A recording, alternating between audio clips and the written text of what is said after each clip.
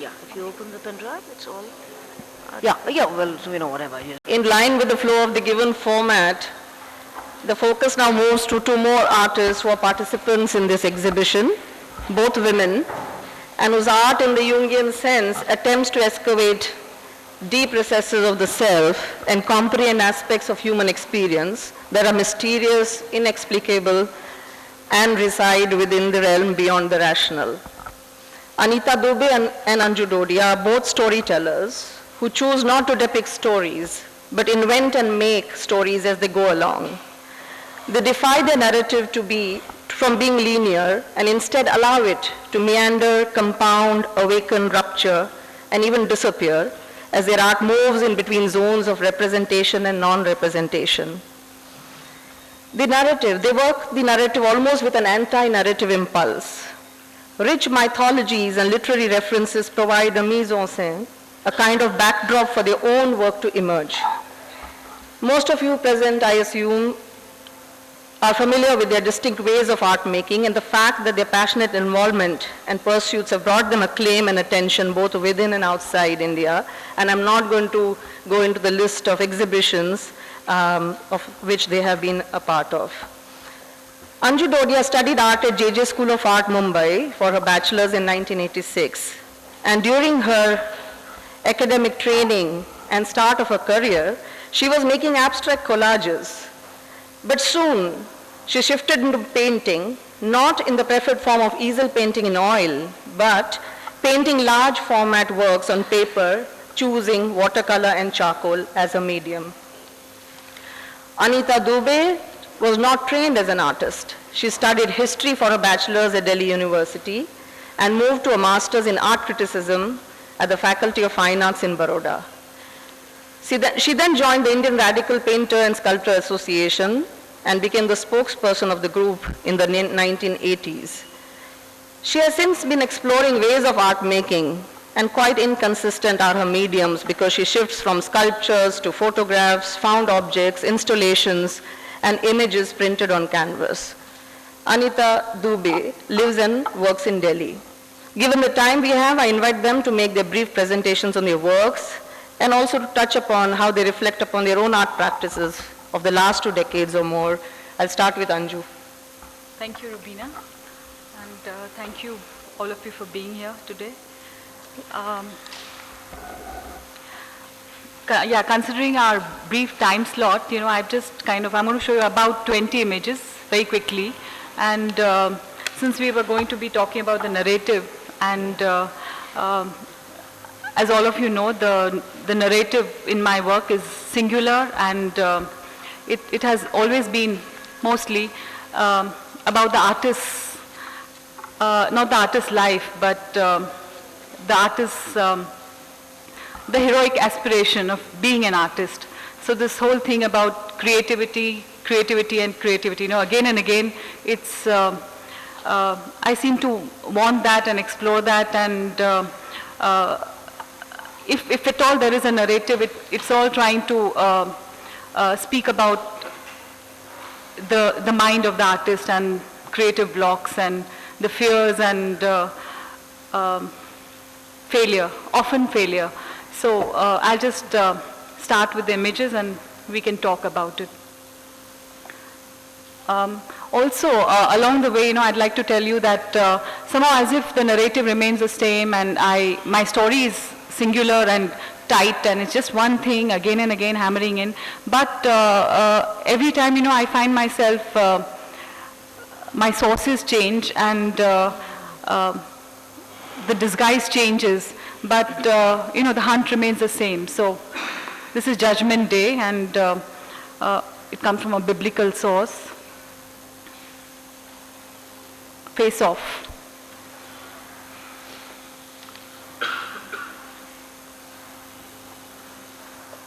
All of them artists in the studio, and it's often images like here. This is an image inspired by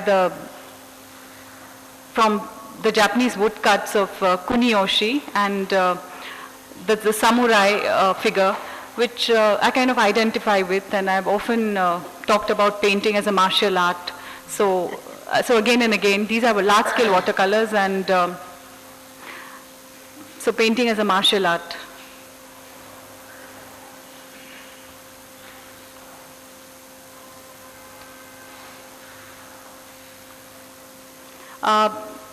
Talking about this, it's called Paper Storm, and actually every time, if I am saying the same thing, it's also about kind of devising ways about saying the same, like here the figure on the canvas it's taken from a kind of a performance which Maurizio Cattelan did in the 60s, and where a girl puts a big piece of cork in her mouth, and I kind of identified with it, and the whole thing about being muted and not being able to say what there is to say, or when there isn't much to say. So it's often making art about not knowing what to make.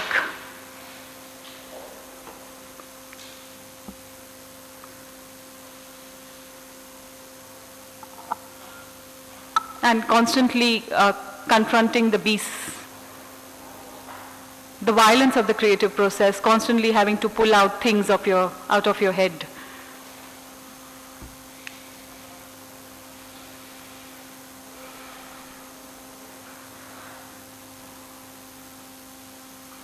And on the way, the idea of tribute, the great joy of making art, and this is, it's kind of a tribute to Utamaro, and the whole, the earnestness of making art. And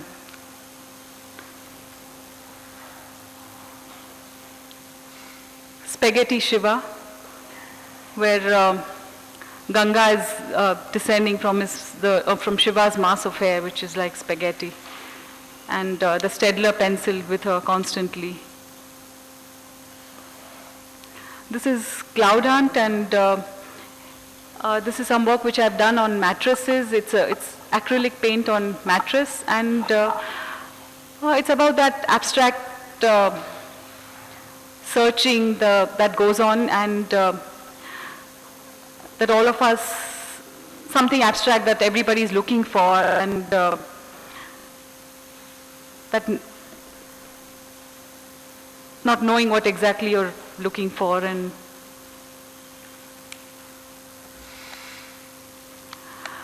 this painting is, it's from a film still, Joan, The Passion of Joan of Arc. It's Carl Dreyer's film, and somehow throughout, I find myself constantly making structures of pain, or kind of being inspired by them, and whether it's this particular film still, Joan of Arc, or say like I mentioned, the samurai figure, which is, it's, or say the poetry of, say, Sylvia Plath. Again and again, I find myself being drawn to the idea of wanting to find structures to speak about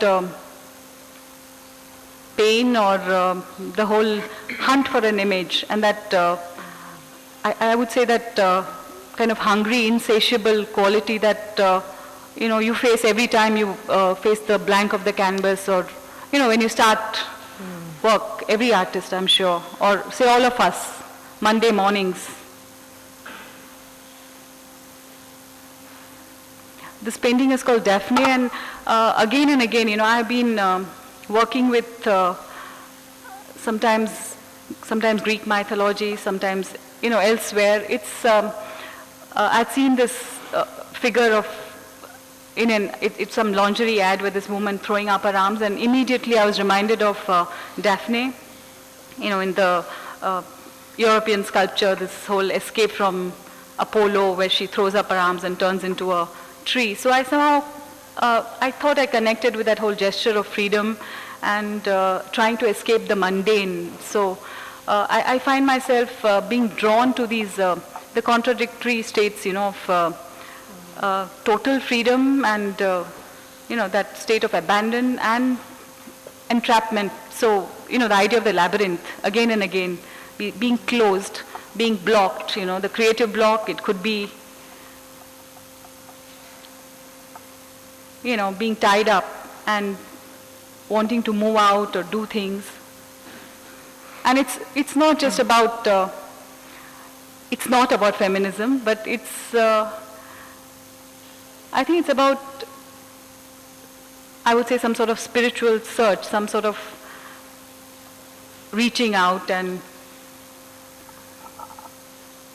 again that whole encirclement and entrapment, and the source is change. So, I look at fashion a lot, and I think costume plays a big role. It becomes like, it's not just about role playing, it's also about, I would say, it's almost, the distortion of the human body, the whole idea of playing with accepting or not accepting the whole human form.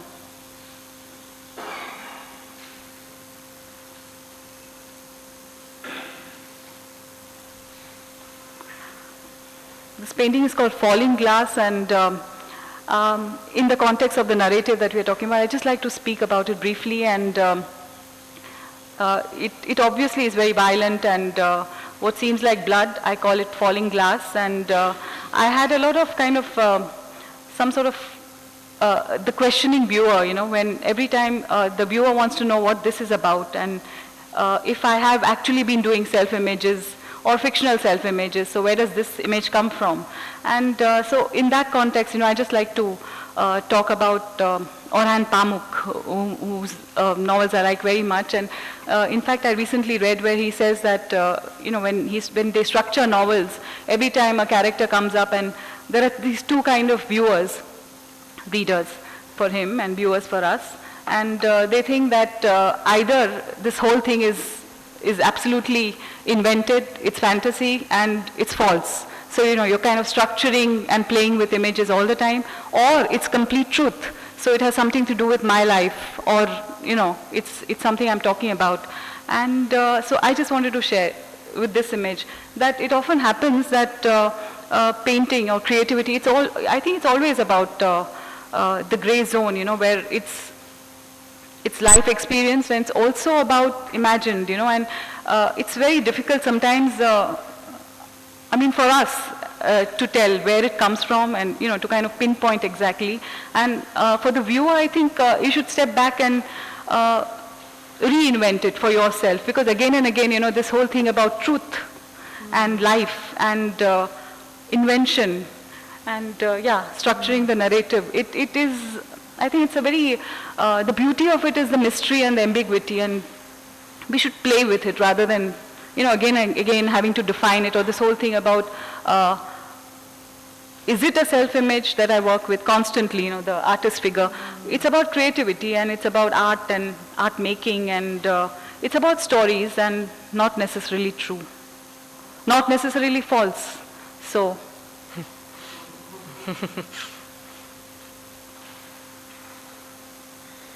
Changing skin.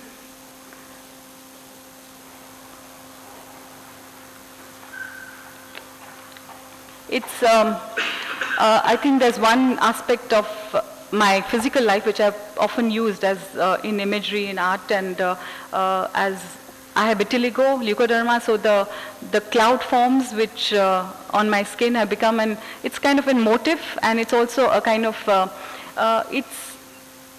it's not about autobiography, but it's a way of playing with form. And so this pink clouds, it's referring to the skin, as well as somehow, I was just thinking about Odysseus and Penelope, the Greek myth, where Penelope waits for these, was it 20, 25 years for him to return. And I was connecting. There was a time when,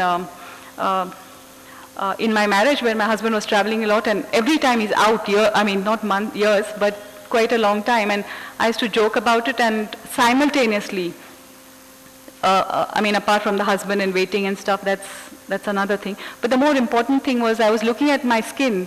From brown, it turned white, and I was thinking that, maybe it goes back to brown, and this whole changes, and skin is just a metaphor. The whole idea of transformations and waiting. So I just kind of